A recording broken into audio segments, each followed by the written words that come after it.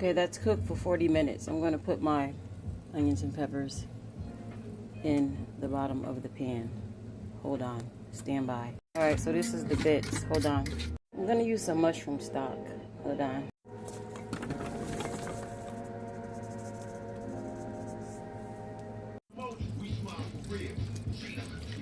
And back on top, this goes back into the oven.